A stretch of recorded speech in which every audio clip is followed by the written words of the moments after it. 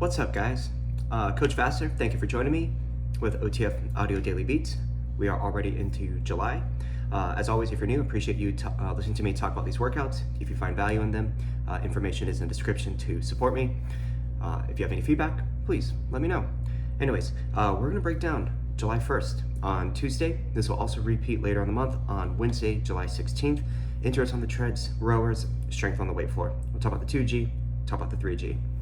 All right, looking at the key concepts today, we're gonna see 2 blocks on the treads, but there's a twist. We're gonna start slow, build intensity through the middle, then dial it back and cross the finish line strong in base. Trust your pacing. If you push in the middle, you'll love how that final stretch feels, okay? On the rower, we're gonna see just 2 300-meter build rows. Push into an all out. Track your time in block 1, see if you could beat it in block 2. Okay. On the floor, we're gonna see lower body in block 1, upper body in block 2. We're gonna prime with mini bands for 2 rounds, then lift heavy, start slow, then speed it up. Benches, mini bands, dumbbells, all the fun stuff. So looking at the treadmills, 2 blocks, 10.5 minutes each. They are inverses of one another in exact true sense of inverse. So nothing is different in terms of what you are coaching them as. And the goal here is to build your intensity to your best 90-second push all out. We're gonna start with a 4-minute base, which means lots of green. Then they go into a 3-minute base push, a 2-minute push, and then a 90-second push all out. And essentially we wanna remember what they did specifically for that push all out, but if they can remember everything, even better. When we go to block 2, they're gonna start with that 90-second push all out, 2-minute push, 3-minute base push, 4-minute base. And that's it. There's actually no finisher because we want them to finish in base, finish strong, and essentially end the treadmill in the green heart rate zone with their base from the beginning, okay? When it comes to this build, of course, you have those recommendations. They'll start at their base, power walkers 1 to 3%, joggers and runners, their conversational base speed. And then when they hit that base push, power walkers anywhere from 1 to 5%. So they're probably gonna add 1 to 3% to their incline. Using that metric, joggers and runners, 0.1 up to maybe 0.5, 0.6. 2-minute push, they're looking at least 5% or greater. So add another 1 or 2%. Joggers and runners, same increase. And then for the 90-second push all out, it's anywhere from 5 to 10% for the power walkers. As always, when we do these kind of builds, I'm a fan of, hey, add something and just keep adding it, really go off of how you feel. For the bikes and striders, it's gonna be no different. They'll start at their base, add 1 or 2 gears. If they do 1 gear, next round, add 2, then add 1, okay? So by that 90-second push all out, hopefully they're around 4 or 5 gears over their base, and it should feel borderline uncomfortable to very uncomfortable. After that, they'll have 90 seconds to walk, get back to base when they're ready, and then we look at block 2. Block 2, 90-second push all out to start. We wanna start with that same intensity. Or, knowing that they finish with that long base at the end, maybe they start more aggressive, right?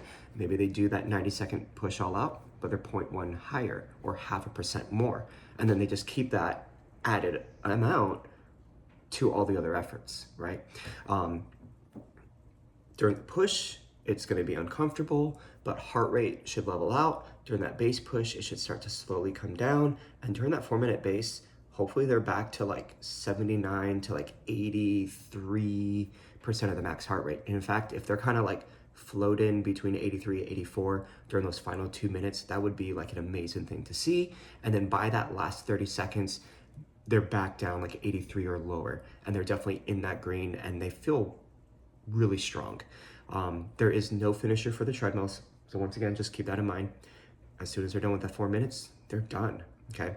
However, the weight floor does have a finisher. So hopefully you don't cue the treads to speed up or anything. We want them to stay at base and just build that consistency and that trust in that conversational active recovery pace.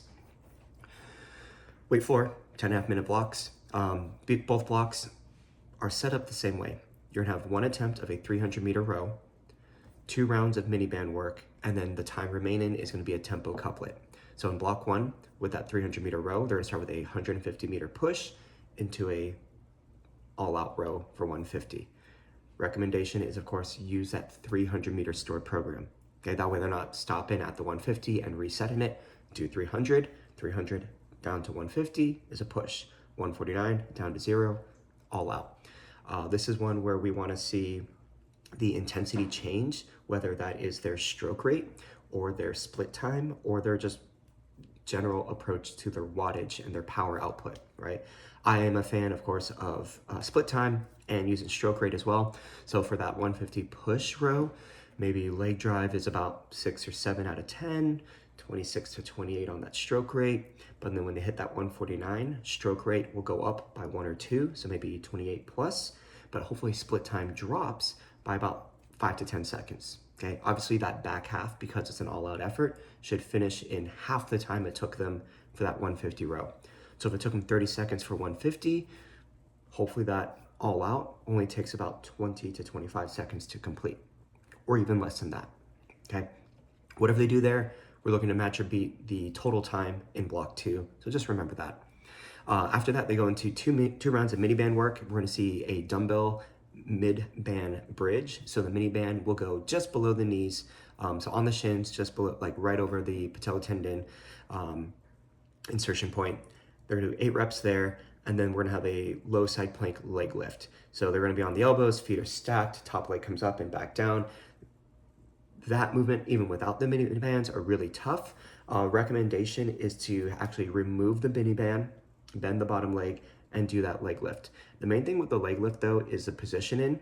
They'll get the most out of it with their feet stacked if they take that top leg and just extend it back slightly. So if this is the side with their butt is on and their belly button is that way, we want to go to a slight hip extension, and as they raise the leg up, we want to kind of keep it tracked there. They're going to feel a lot more in the lateral glute, and also try to encourage them to imagine like they're lifting the leg by lifting the heel up rather than the toe. That way they avoid any external rotation.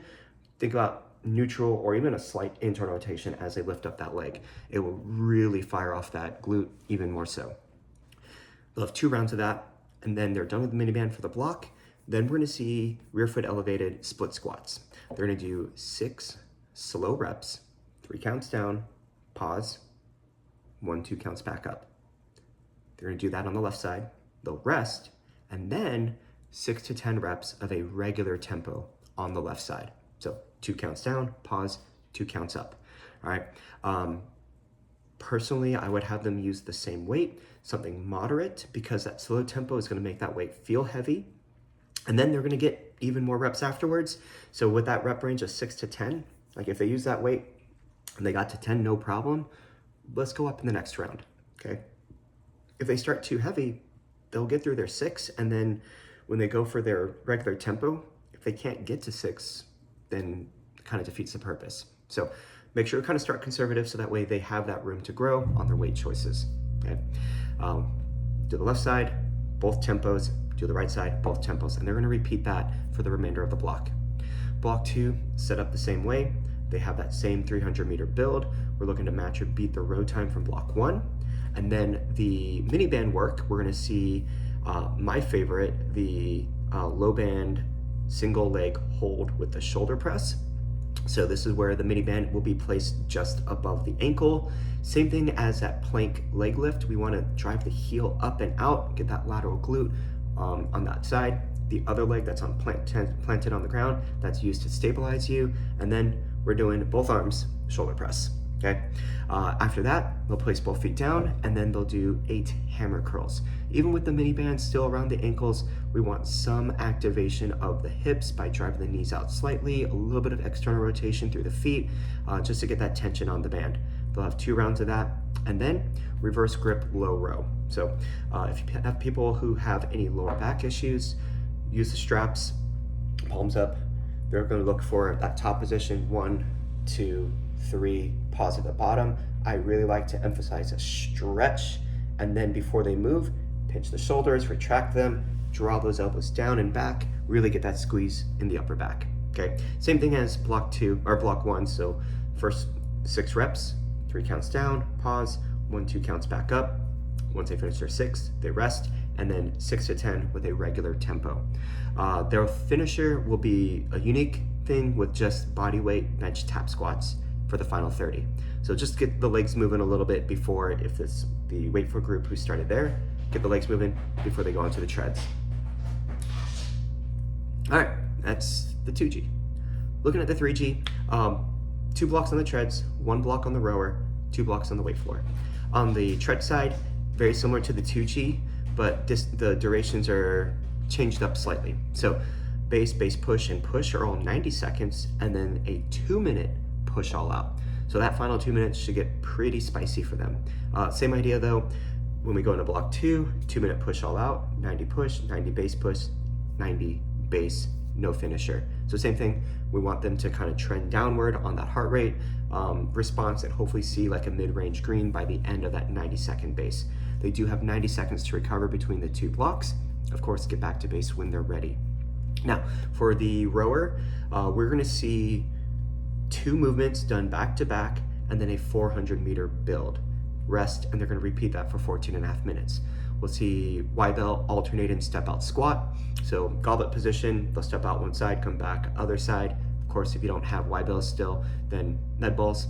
And then we're gonna do an overhead march in place. So Y-bell, med ball, stacked overhead, hold them with both arms. Every step is 1. Really emphasize tight core. We're trying to not shift left to right. And then for the build, it's 400 meters. The first 200 is at a push. Last 200 is in an all out. So for this one, that 200 push will probably take about, 45 to 55 seconds. And then hopefully the all out takes less time than that. Okay, so negative splits. So during that second half, decrease the split time, increase the watts, maybe increase stroke rate, but if anything, increase the power drive from the legs. The finisher is gonna be a 30-second all out. On the weight floor, it's the same thing as a 2G, of course, without the row builds. So same mini band circuit, and then split squat in block 1, and then the same mini band circuit, and then reverse grip low row in block 2, and of course, tap squats as the finisher. And once again, that was Tuesday, July 1st, and it will repeat Wednesday, July 16th. Coach it down.